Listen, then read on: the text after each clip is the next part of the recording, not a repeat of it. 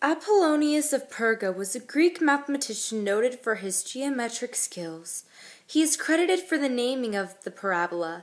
Another Greek mathematician, Menaechmus, was the first person to demonstrate that a parabola can be created by cutting a cone into a plane that was not parallel to the base.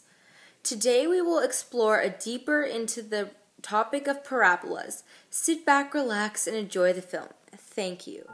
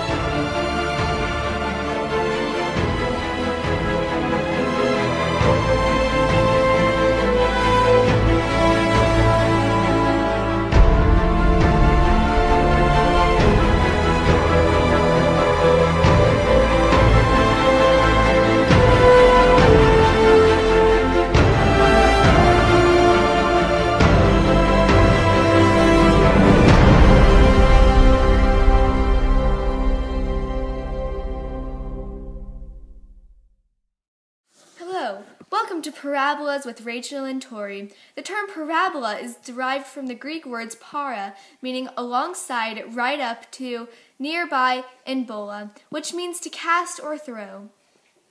Today we have an expert on parabolas, Marcus Hiles.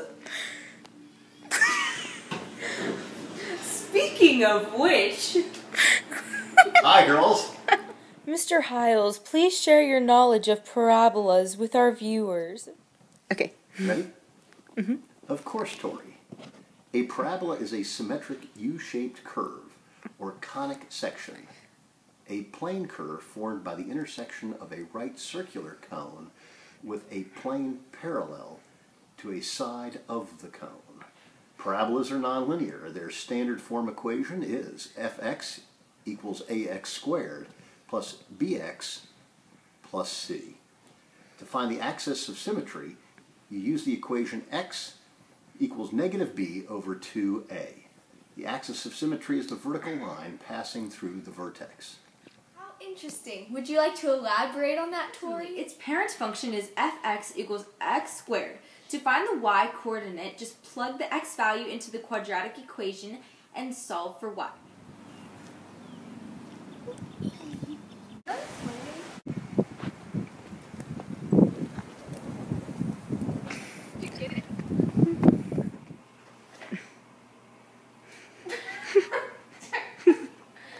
This is fun.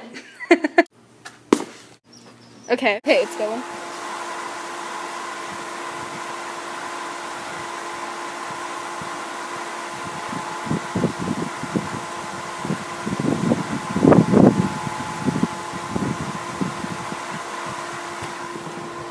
Approximations of parabolae and paraboloids, such as catenary curves, are found in many diverse situations. The best known instance of the parabola in the history of physics is the trajectory of a particle or body in motion under the influence of a uniform gravitational field without air resistance. For instance, a baseball flying through the air, neglecting air friction. Parabolic trajectory of projectiles was discovered experimentally by Galileo in the early 17th century, who performed experiments with balls rolling on inclined planes. He also later proved this mathematically in his book Dialogue Concerning Two New Sciences. For objects extended in space, such as a diver jumping from a diving board, the object itself follows a complex motion as it rotates, but the center of mass of the object nevertheless forms a parabola. As in all cases in the physical world, the trajectory is always an approximation of a parabola. The presence of air resistance, for example, always distorts the shape. Although at low speeds, the shape is a good approximation of a parabola. At higher speeds, such as in ballistics, the shape is highly distorted and does not resemble a parabola.